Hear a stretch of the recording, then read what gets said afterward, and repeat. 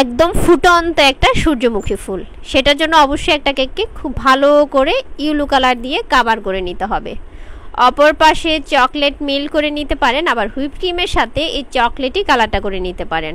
মাঝখানে star nozzle দিয়ে কিছুটা উঁচু করে গোল আকৃতি করতে হবে। একটা কাগজ অথবা স্ক্রেপারের সাহায্যে এখানে একটা কাগজকে 4 ভাগ করেও কিন্তু আপনারা এই ফিনিশিংটা আনতে পারবেন। যারা নতুন চাইলে কাগজ দিয়েও করতে পারেন। স্টার নজেল দিয়ে সূর্যমুখী ফুলের রেণু তৈরি করার জন্য খুব ছোট্ট ছোট্ট করে ভিডিও দেখানো প্রসেস অনুযায়ী ফুলের রেণু করে নিতে হবে। যেহেতু দেখতে এটা একদমই জীবন্ত ফুলের রেণুর মতো মনে হয়। পুরো উপরের অংশটা ভালো করে রেণু দিয়ে কাভার করে নিতে হবে। কোনো অংশই কিন্তু খালি রাখা যাবে না, তাহলে ফুলটা দেখতে একদমই সুন্দর লাগবে না। এখন এখানে একটা স্টার নজেল দিয়ে চারপাশে একটা দাগ টেনে নিতে হবে।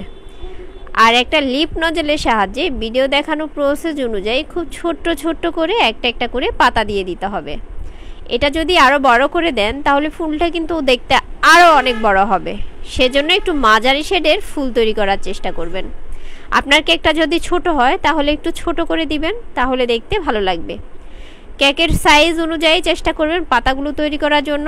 আস্তে আস্তে ভিতরেও পাতাগুলো দিয়ে দিবেন। মোট কথা 3 থেকে 4টা শেড দিলেই আপনারা এই সূর্যমুখী ফুলটা তৈরি করতে পারবেন, যেটা দেখতে অসম্ভব সুন্দর লাগবে।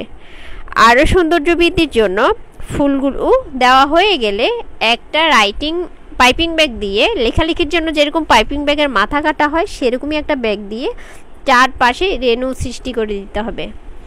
অপর পাশে এখানে সূর্যমুখী ফুলের যে গাছ তৈরি করা হয় সেই গাছটা এঁকে দিতে হবে, আর একটা পাতা এঁকে দিতে হবে। চাইলে এখানে 2 থেকে 3টা পাতাও দিতে পারেন, যেটা দেখতে অনেক বেশি সুন্দর লাগবে।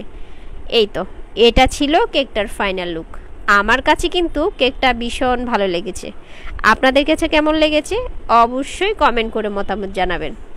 আর যদি ভালো লাগে তাহলে একটা করে শেয়ার করে আপনাদের টাইমলাইনেও রেখে দিতে পারেন। পরবর্তীতে হুবহু দেখে দেখে আপনারা ট্রাই করতে পারবেন। ভালো লাগা থেকে ভিডিওটা শেয়ার করা ছিল কালেক্টেড ভিডিও। আমি সব সময় চেষ্টা করি কালেক্টেড ভিডিওগুলো আপলোড করলে সেটা বলে দেওয়ার জন্য।